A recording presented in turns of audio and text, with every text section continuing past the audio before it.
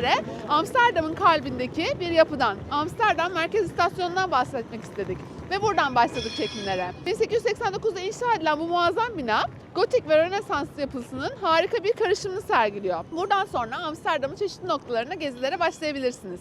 Biz de öyle yapacağız. Umarım hava yağmurunu bitirir ve biz de rahatlıkla gezebiliriz. Bir bebek ve bir köpekle. Kendisi de şurada bir yerde. Yağmurdan ıslanmasın diye onu da oraya koyduk bugün şansımıza. Bir de yağmurlu göstermiyordu hava, o yüzden hiç hazırlıklı değildik. Diğer minik de burada. Onu da sakinleştirmenin çözümü eline verdiğiniz bir tane kraker. Uykusu da gelmeye başladı.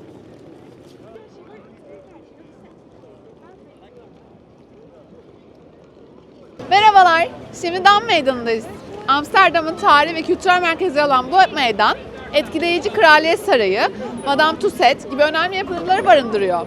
Meydanın merkezindeki ulusal anıt ise burayı daha özel kılıyor.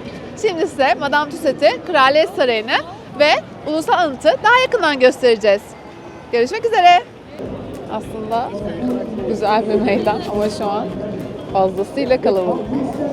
Hem hafta sonu olması hem de ayrı bir protesto ekibinin bir araya gelmiş olması nedeniyle de çok kalabalık.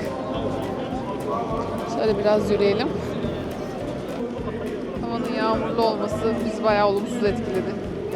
Evet, Royal Palace'ın önüne geldik. Size göstereyim.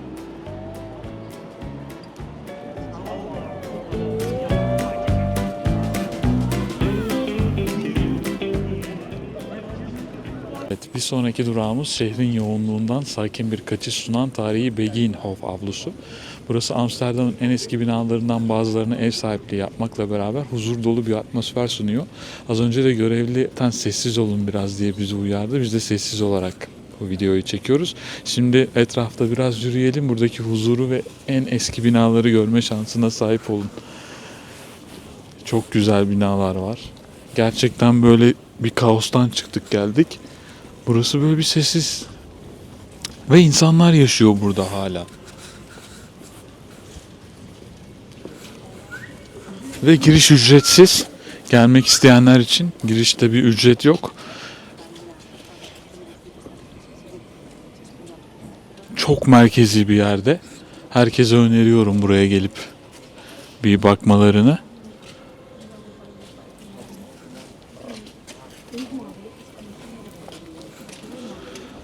Evet, bu kadar. Biz gezmeye devam.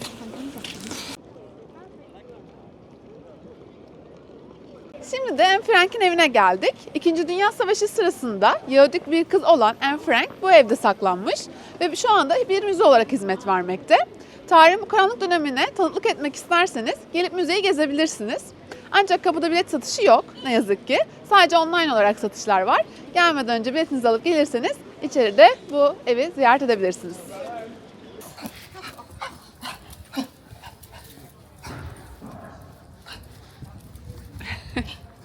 Sizin Amsterdam sokaklarında gördüğü kendine 10 kat büyük köpeklere olan kızgınlığı.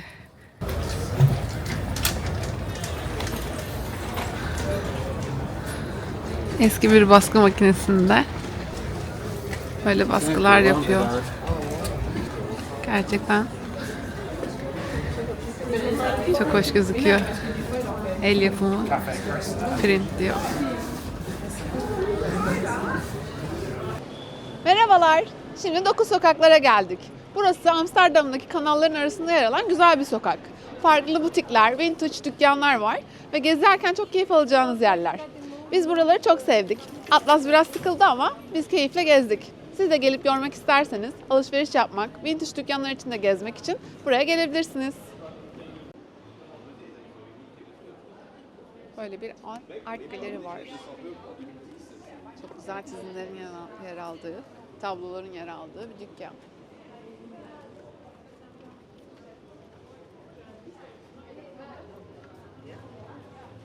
Şöyle bir tablonun fiyatı da 550 euro.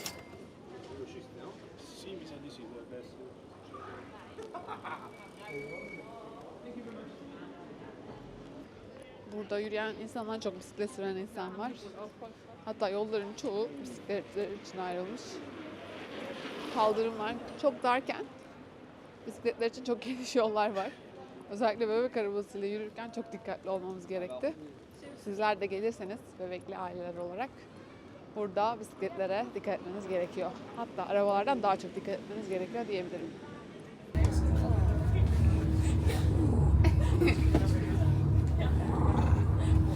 Ama o da sıkıştırma beni diyor sana. Verdi mi bisküvisini?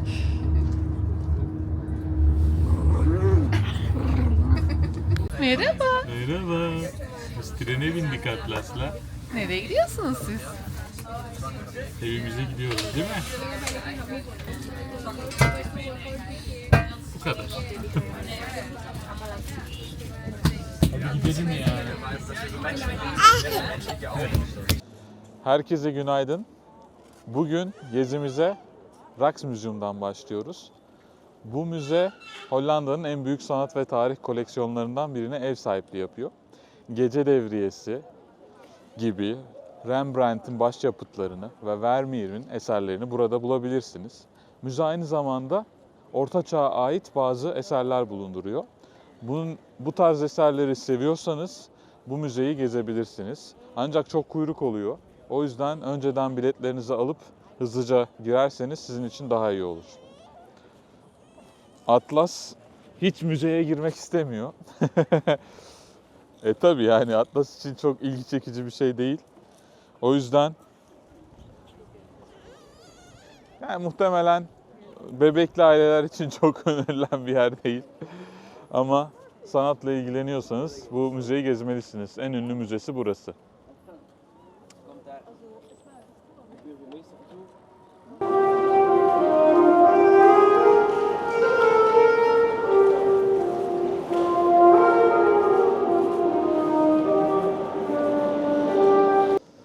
Şimdi bir başka müzeye geldik.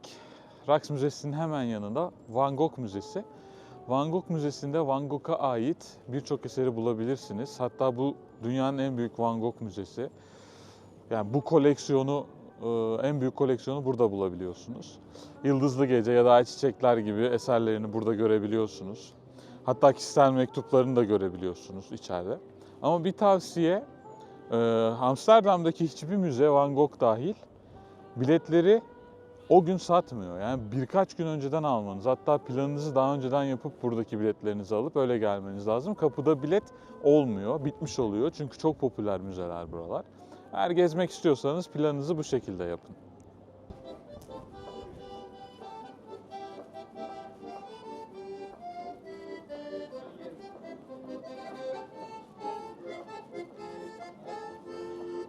Merhabalar, yine ilginç bir bilgiyle karşınızdayız. Bu sefer bana Atlas eşlik ediyor. Ünlü ressam Vincent van Gogh hayatının bir döneminde Amsterdam'da yaşamış ve Van Gogh ünlü bir olayda kendi kulağını kesmiş. Bu da sanat dünyasında hala konuşulan bir konu olarak günümüze devam ediyor. Elim ısırıyor.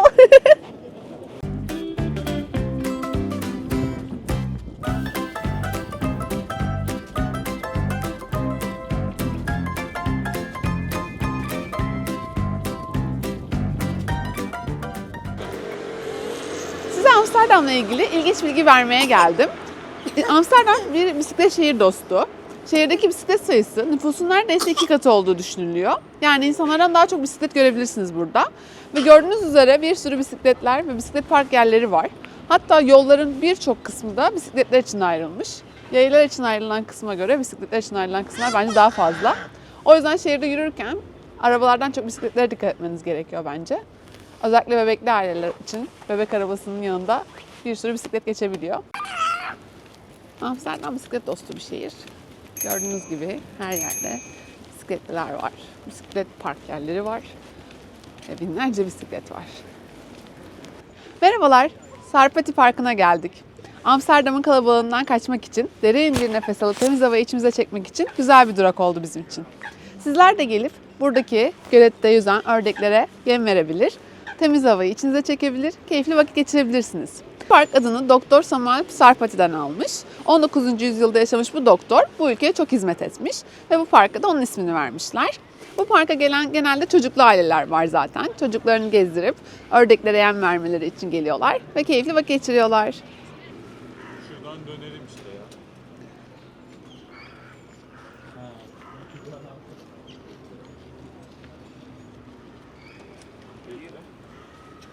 Bizim için de keyifli bir durak oldu. Şöyle dönüp çıkalım. Bu parkta sadece çocuklar arkadaşlarıyla oynamıyor. Aynı zamanda köpekler de kendilerine arkadaş bulabiliyor. Şimdi sırada Heineken Müzesi var. Bu arkamda gördüğünüz bina Heineken birasının ilk yapıldığı fabrika. Şu anda müze olarak hizmet veriyor ve içeride Heineken'in tarihi, biranın ilk başlarda nasıl yapıldığı ve şu anda nasıl devam ettiği ile ilgili interaktif, eğlenceli bir müze var. Bu müzeye herkese tavsiye ederim. Biz denedik, girdik, beğendik. Sonunda da herkese ikram olarak da Heineken birasını veriyorlar. Bir önemli bilgi, Heineken dünyada en çok tüketilen bira.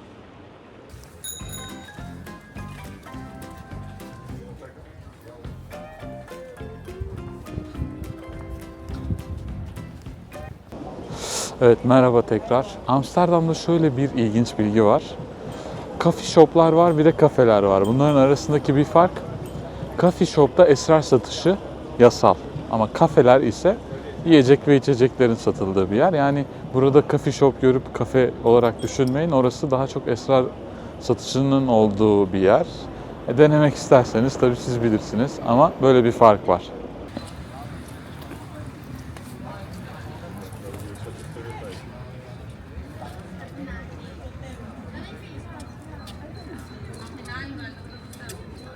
Amsterdam sokaklarında kendine arkadaş yapmış olan Tipsiz. Merhabalar, size Tipsiz'le ilginç bir bilgi vermeye geldik. Amsterdam kuzeyin Venedik'i olarak bilinmekte. Burada 100 kilometreden fazla kanal bulunmakta, 1500'den fazla da köprü bulunmakta.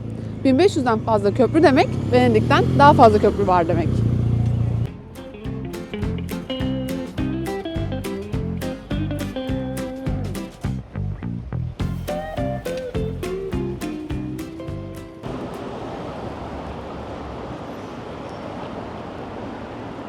Bot turlarının fiyatları bu şekilde. Yaklaşık 90 dakika sürüyormuş ve yetişkinler için 25 euro. Çocuklar için 5-11 yaş için 18,5 euro. Eğer Amsterdam'a gelirseniz buradaki dar binalar dikkatinizi çekecek. Ya da daha önce geldiyseniz merak etmişsinizdir. Bunun sebebi eskiden Amsterdam'da vergilendirme cepheye göre oluyormuş. Yani binanın cephesi ne kadar darsa o kadar az vergi veriyormuşsunuz. O yüzden de insanlar hep dar binalar yapmışlar. Bu sebeple Amsterdam'da birçok dar bina bulunmakta. Atlas uyuyorken video çekinelim dedik. İleride ona gösterirsen uyuyorken biz böyle aile saadeti yaptık diye.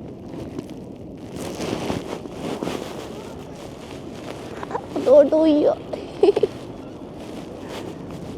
Amsterdam'la ilgili bir ilginç bilgi daha. Amsterdam'ın kanallarında yaklaşık 2500 tane yüzen ev varmış. Bu evler Amsterdam'ın konut ihtiyacına büyük bir katkı sağlıyor. Bazı insanlar bu kanallardaki yüzen evlerde yaşıyor. İlginç bir bilgi.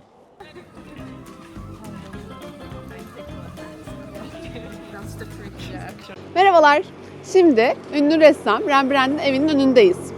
Bu zamanlarda müze olarak gezebileceğiniz bir ev. Burada Rembrandt'ın kendi sanat eserlerini yarattığı çalışma odasını, atölyesini görme şansı bulabilirsiniz.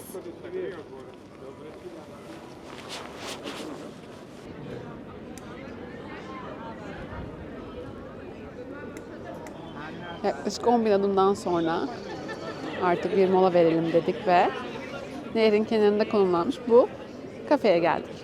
1695'te yapılmış bar kafe karışımı bir yer. Gayet keyifli, böyle insanların dışarıda ve içeride oturduğu, biralarını içtikleri, atıştırmalıklarını yedikleri bir yer. Şimdi içeriye de bir bakalım. İçerisi sıcacık. Dışarıdaki soğuktan sonra bayağı iyi geliyor. Böyle bar kısmı ve kalabalık. Minik bir yer ama sevimli. Burada da Tipsiz Family'nin üyeleri. Burada sıkılmış bir tane beyefendi. Hayata isyan ediyor. Bakalım. Hadi gidelim yavaştan. Evet. Hadi gidelim. Burada da dünyanın en akıllı, en uslu minik köpüşü. Burada da huysuz virjini. Bunun adının nereden geldiğini merak ediyorduk ve bunun için bir araştırma yaptık. Amsterdam'ın adı Amstel Nehri üzerindeki bir barajdan, Dam Barajı'ndan geliyor. Bu şehir aslında bir balıkçı köyü olarak 13. yüzyılda kurulmuş. Ve bu tarihte de bu nehirdeki barajdan adını almış. Amsterdam olmuş. Bu bilgi bizim için çok yeni. Biz sizinle de paylaşmak istedik bu güzel binanın yanında.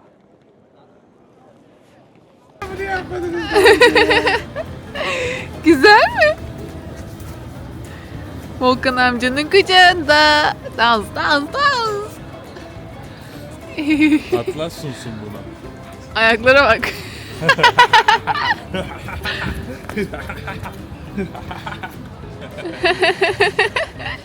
Bu geldiğimiz yeri Atlas sunsun. Elleriyle beni kontrol ediyor. Sağa sola çeviriyor. Robot gibi. Sağa git, sola git. İki tık sağa. Tipsiz. Herkese merhaba. Şu anda Amsterdam'daki son gezi yerimizdeyiz. Arkadan da görebileceğiniz üzere o kırmızı perdelerin arkasından akşamları seks işçileri çıkıyor. Burası Red Light District. Herkesin belki de bir kere duyduğu bir yer. Akşamları burası bir parti havasında oluyor. Çok kalabalık oluyor. Bu bütün kırmızı perdelerin arkasında biraz seks işçisi bulunuyor ve insanları davet ediyor. Tabii ki işini yapabilmek için. Burası sadece Amsterdam'a özgün bir yer. Yani başka bir ülkede ben daha görmedim bunu. Tabii ki kültürel çeşitliliği ve özgürlüğü de temsil ediyor bu caddeler, bu bölge. Biz ziyaret ettik, hoşumuza gitti, renkli. Siz de geldiğinizde eğer uğramak isterseniz biz öneriyoruz. Bu kadar. Çok teşekkür ediyorum.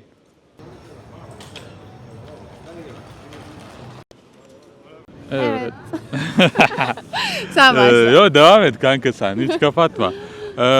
Ne düşünüyorsun bu Amsterdam ve Harlem gezisi hakkında? 3 günlük dolu dolu bir gezi yapmış olduk.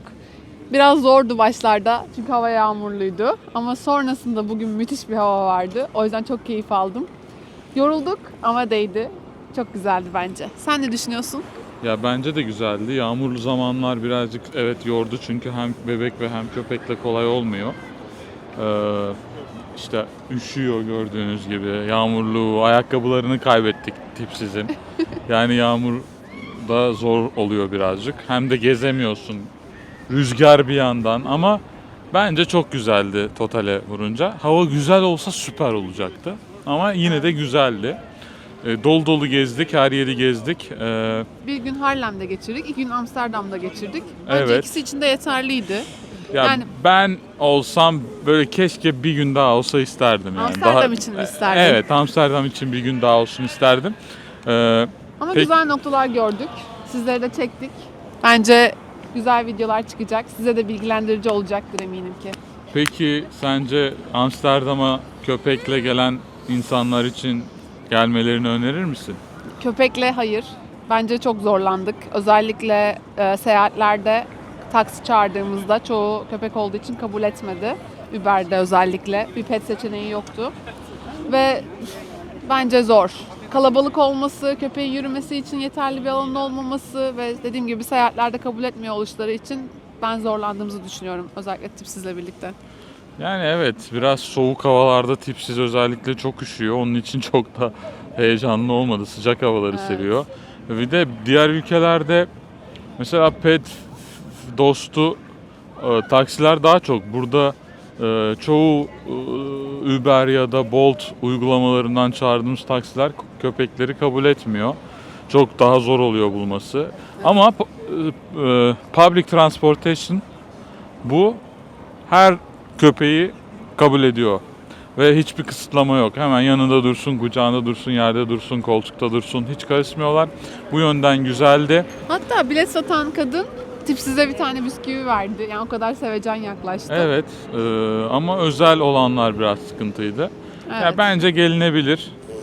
Ben gelmelerini öneririm ama tabii zor, kolay değil. Ya bir de yağmur O bence kesin zor. zorlayan. Biraz daha sıcak havalarda daha güzel olabilir. Kesinlikle. Peki bebekle ilgili ne düşünüyorsun? Bebekle, eğer bebek arabası durmayı seven bir bebeğiniz varsa kesinlikle gelmelisiniz. Yani bebekle zorlayan tek kısım bence bebek arabasına sıkılıyor olması. Az gezmedik çünkü. Neredeyse günlük 15-20 bin adım attık. Bir yerden sonra tabii Atlas'ı böyle kucakta taşımak zorunda Evet, bu kaldık. adımlar bebekle de zor Zor, tabii, yani evet. kolay değil. Baksana şu an mesela kucakta geliyor. Evet. Yani kolay değil. Ama onun dışında gezdiğimiz Ama yerlerle evet. ilgili bir sıkıntı olmadı bence. Soğuktan da etkilenmedi bence çok Atlas. Hani kalın Evet. giydirmeye çalıştık. Etkilenmedi fazla. Bence hoşuna da gitti. İnsanlar da sevecendi. El sallıyor zaten Atlas herkese. İnsanlar da cevap veriyor çoğunluğu. O yüzden orada bir sıkıntı yaşamadık. Evet. Biz öneririz bebekle gelinmesini. Bebekle seyahat çok keyifli. Çok zor ama çok keyifli. Çünkü onlar böyle gezdikçe, gördükçe öğreniyorlar. Beyinleri gelişiyor. Ben olumlu etkisi olduğunu düşünüyorum kesinlikle. Ben boş zamanlarda mesela Tipsiz'le Atlas'ın oyun oynaması açısından da Tipsiz'in gelmesinin güzel olduğunu düşünüyorum. Evet. Onun dışında biz genel olarak köpekli ya da çocuklu olmayan gençler, aileler, yetişkinler, herkese buraya gelmelerini öneriyoruz. Hatta bizim takip ettiğimiz rotayı takip ederseniz eğer her yere, her müzeye girmezseniz 2 günde bu işi siz de halledersiniz. Artı bir günde hallem, 3 günde. Ama eğer müzelere de gireceğiz derseniz 4-5 günde bu geziyi bitirebilirsiniz ve çok eğlenirsiniz. Biz öneriyoruz. Bence en güzel yanında ekleme yapacağım, kusura bakma. Yürüyerek her yeri gezebiliyorsunuz. Yani ekstra bir metroya, bir tramvaya binme gereksinimi olmadan yürüyerek bütün şehri, bütün turistik yerleri görebiliyorsunuz. Bence bu da güzel bir artı. Çünkü yürürken başka yerleri de keşfetme şansı buluyorsunuz. Evet, bizim gezdiğimiz programı takip ederseniz her yere yürüyerek gittik. Trenle ilgili de hangi uygulamaları kullandığımızı biz size açıklamalarda belirteceğiz. Hatta diğer işte taksi app'lerini söyledik, onları da yazacağız Evet. ki bilgi olsun herkese. İzlediğiniz için çok teşekkürler. Umarım keyif alırsınız. Bir sonraki videoda görüşmek üzere. Lütfen takip etmeyi unutmayın. Bu Evet. bizim için çok önemli. Takip ediyorsanız da ve bu videoyu takip edip de izliyorsanız da lütfen bildirimleri de açın ki videolarımız hemen önünüze düşsün. Ve sorularınız varsa da yorumlarda zevkle cevaplarız. Görüşmek üzere.